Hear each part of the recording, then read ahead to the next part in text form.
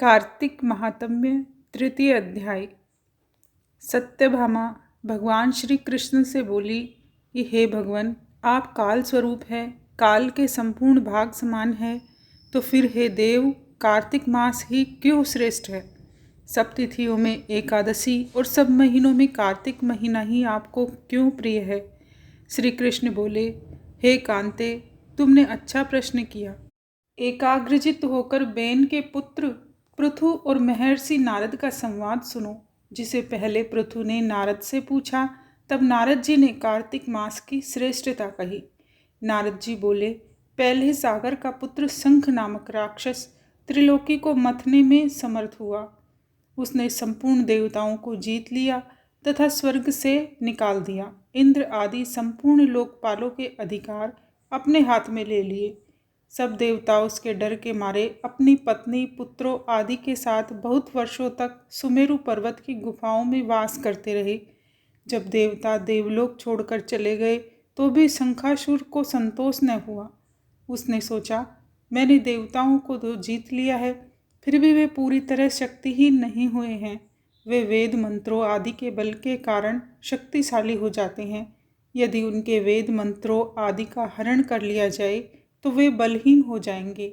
ऐसा विचार कर वह असुर भगवान विष्णु को नींद में ग्रस्त देखकर स्वयं ब्रह्मा जी के लोक पहुंचा और वहां से वेदों का हरण करने का प्रयास करने लगा।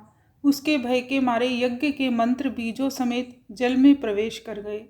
तब तो शंखासुर भी उन्हें खोजता हुआ समुद्र के अंदर प्रविष्ट हुआ, परंतु वे वेद एक स्थान पर कहीं प्राप्त न हुए।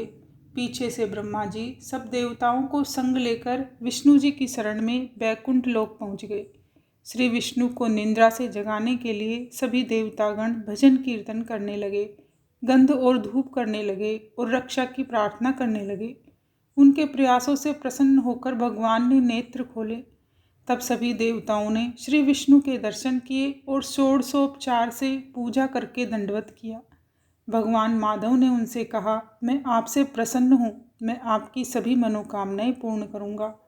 अश्विनी शुक्ल पक्ष की एकादशी से लेकर देवोत्थान एकादशी तक पहर भर रात्रि जो मनुष्य तुम्हारी तरह भजन और कीर्तन करेंगे, मैं उनसे प्रसन्न रहूँगा और वे मुझे प्राप्त कर सकेंगे।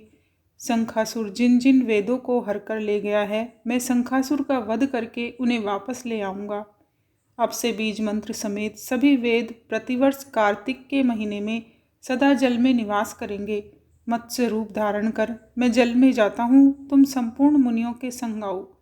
इस लोक में जो अच्छे मनुष्य प्रातःकाल स्नान करते हैं, वे निश्चय ही अक्षत स्नान के फल को प्राप्त करते हैं। जो कार्तिक में सदा व्रत करते हैं, उन्हें हे इंद्र, तुम मेरे लोक पहुँचा दिया करो। हे यम, तुम सदा उनकी विघ्नों से रक्षा करते रहो। और हे वरुण, तुम उनको पुत्र पौत्र आदि प्रदान करते रहो। हे कुबेर, तुम उनके धन की वृद्धि करो। हे अन्य देवताओं, जो व्यक्ति जन्म से मरण तक इस व्रत को धारण करे, वह तुम्हारे लिए भी पूज्य होगा। तुमने मुझे एकादशी को जगाया है, इसलिए इस एकादशी का विशेष महत्व होगा। बोलिए भगवान विष्णु की जय। बोलिए राधा दामोदर भगवान की जय।